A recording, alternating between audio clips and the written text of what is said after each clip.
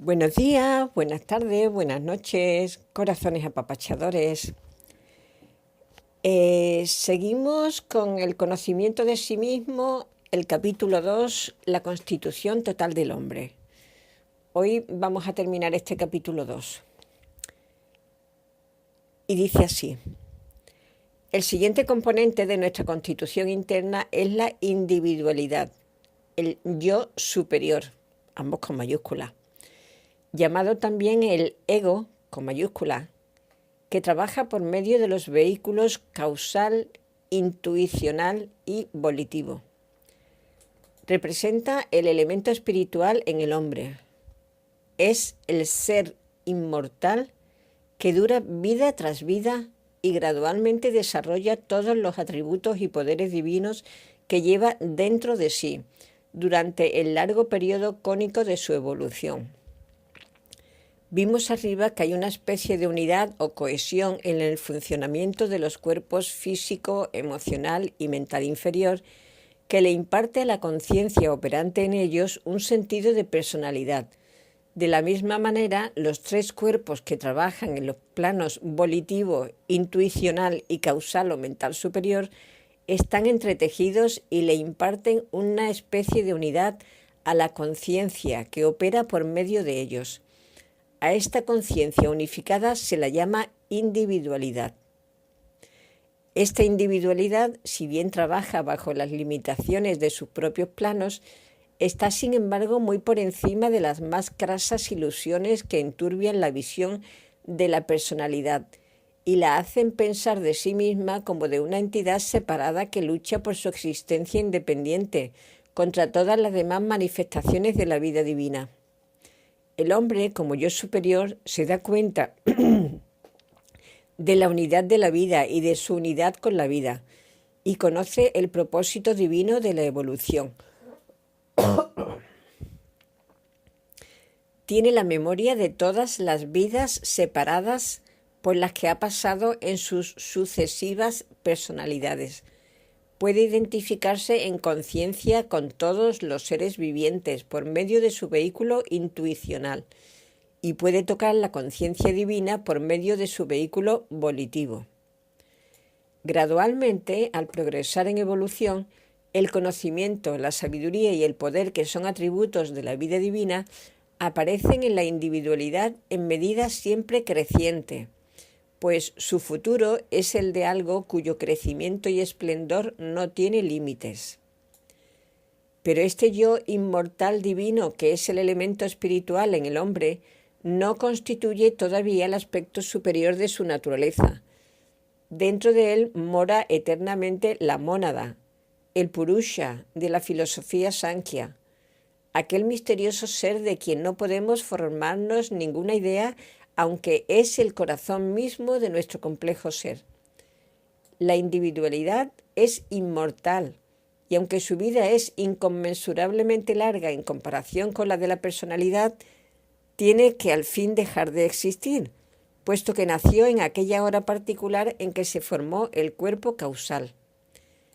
En cambio, la mónada vive por encima del tiempo, en la eternidad. Es una en esencia con el logos solar.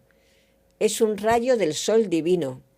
Tiene su centro de conciencia en el plano monádico y cobija a la individualidad e influye sobre ella en el plano volitivo. Y aquí os quiero recordar algo que repito de vez en cuando. No te quedes enganchado o enganchada con términos que no conoces y déjate sentir por lo que te llega al fondo del corazón, que ese nunca te engaña. Continúo con el libro. Lo que aparece como evolución y desarrollo de la individualidad está eternamente presente dentro de la mónada. De ahí que no evolucionamos de una manera caprichosa, sino que nos convertimos en algo que siempre hemos sido en nuestra naturaleza eterna.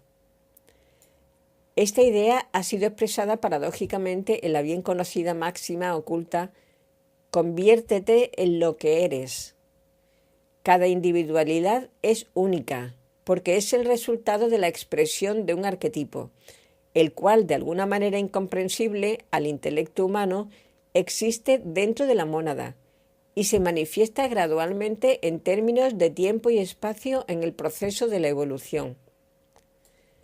Todo esto, desde luego, le parece absurdo al intelecto, que no es sino una expresión inferiorísima de la realidad y que por tanto no puede esperarse que comprenda sin la luz de la intuición los aspectos superiores de la verdad.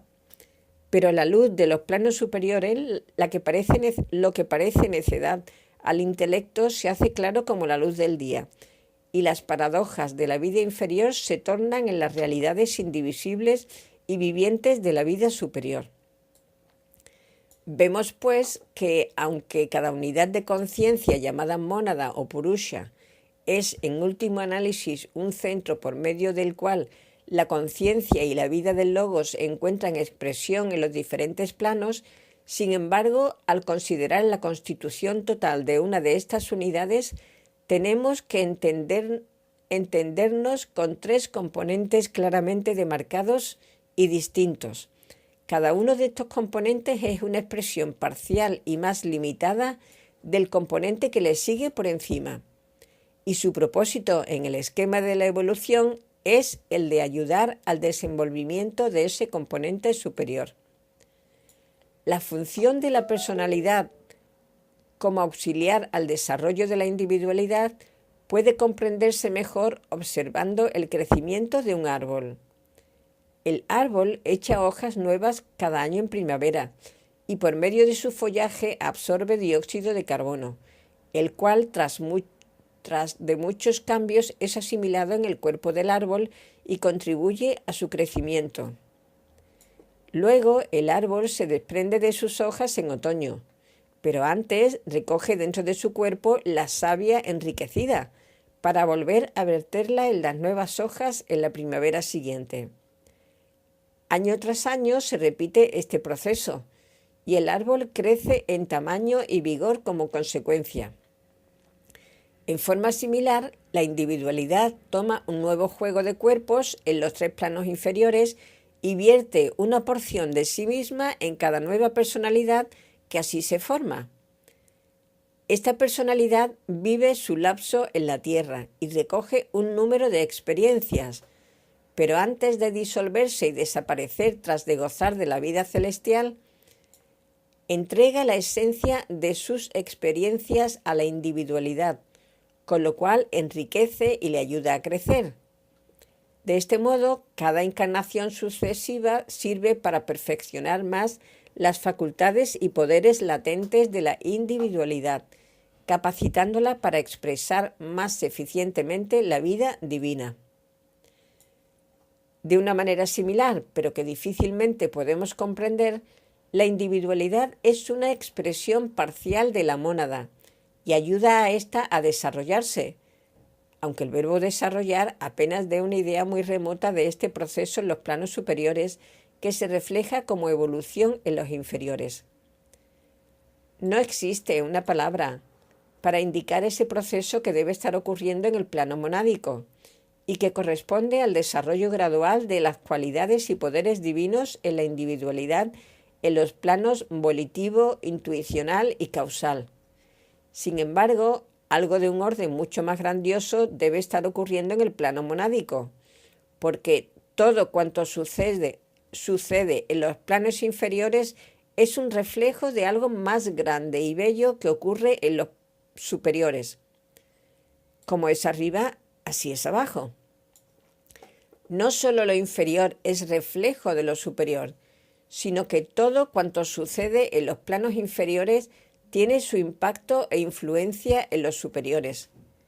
Lo interno y lo externo, lo superior y lo inferior, aparecen afectándose recíprocamente a todo momento, y entre todos llevan a cabo el proceso que vemos como evolución y desenvolvimiento. La comprensión de la relación que subsiste entre la personalidad y la individualidad arrojará alguna luz sobre algunos de los problemas fundamentales de la vida espiritual.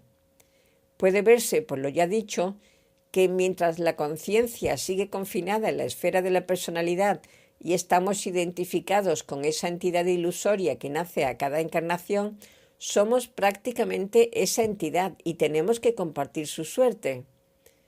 Si vivimos meramente en nuestros pensamientos y emociones, absortos por completo en los intereses temporales del yo inferior, al llegar la inevitable disolución de este yo, sentimos que hemos muerto nosotros. Pero supongamos que deslizamos el centro de nuestra conciencia de la personalidad a la individualidad y nos damos cuenta cabal de que somos esa entidad espiritual que es consciente de su naturaleza divina.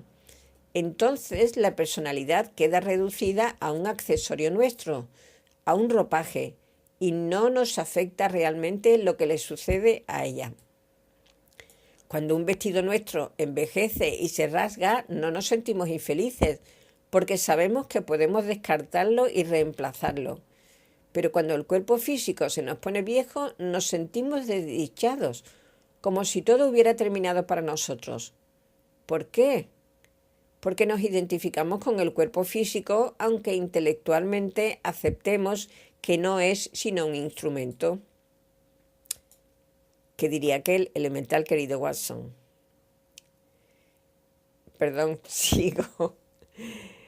De suerte que el problema real de la vida espiritual consiste en trasladar nuestro foco de conciencia, que ahora está situado en la personalidad, a la individualidad, y vivir desde ese otro centro, usando la personalidad como un mero instrumento para los planos inferiores.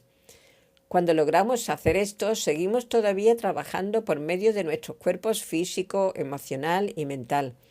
Pero ahora estamos conscientes a toda hora de ese dualismo entre nuestro verdadero yo y los cuerpos que usamos en los planos inferiores.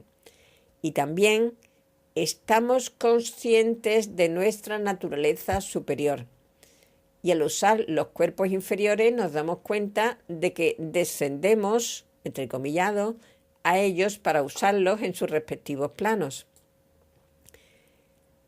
Este establecimiento de la conciencia en los campos espirituales nos confiere libertad, inmortalidad y felicidad, porque nos independiza de la personalidad que está sujeta a toda clase de limitaciones como las de mudanza y muerte.